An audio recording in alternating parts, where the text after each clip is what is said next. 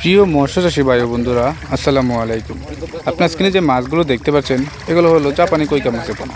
এই মাছগুলো অল্প খরচে চাষ করতে পারবেন। এখন আপনার স্ক্রিনে যে মাছগুলো দেখতে পাচ্ছেন, এগুলো হলো তারাবাইন মাছের পোনা। আপনারা সকলে জানেন যে এই তারাবাইন বাজারে অন্যতম দামি একটি মাছ। তাই এই তারাবাইন মাছ 800 থেকে 1000 টাকা প্রতি কেজি হতে পারে। এখন আবার কথা বলবো দেশি কই মাছের সম্পর্কে। এই দেশি কই মাছ সাধারণত খালি বিলেতেও পাওয়া যায়। এই কই মাছের মরার হার খুবই কম। এই মাছটি কম খরচেও চাষ করতে পারবেন আপনারা।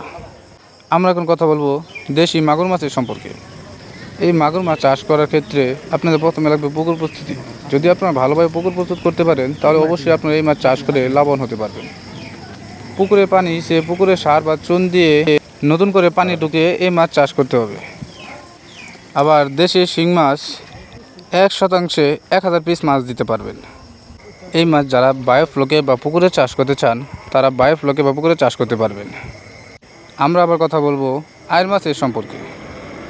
আইড় মাছ কীভাবে চাষ করবেন, কি মেডিসিন দিবেন, কিভাবে পুকুর প্রস্তুত করবেন, বা এই মাছের কি মেডিসিন দিতে পারবেন, তা সকল পরামর্শ নিতে পারেন আমাদের কাছ থেকে।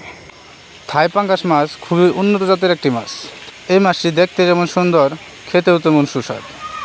এই মাছ চাষ করে আপনারা কম সময়ে লাভবান হতে পারবেন। থাই পাঙ্গাস চাষ পদ্ধতি জানতে পারেন আমাদের কাছ থেকে।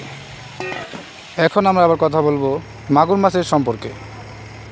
মাগুর মাছ কীভাবে চাষ করবেন, কীভাবে খাবার প্রদান করবেন, তা সকল পরামর্শ দিব আমরা। এই মাগুর মাছ চাষ করে খুব কম সময়ে আপনারা লাভবান হতে পারবেন। মাগুর মাছ চাষের পুকুর প্রস্তুতি। যদি আপনারা পুকুর প্রস্তুত ভালোভাবে করতে পারেন, তাহলে অবশ্যই আপনারা এই মাছ চাষ করে লাভবান হতে পারবেন। এই মাছ খুব উন্নততম একটি মাছ।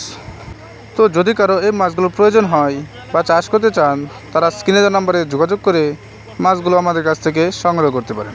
আসসালামু আলাইকুম।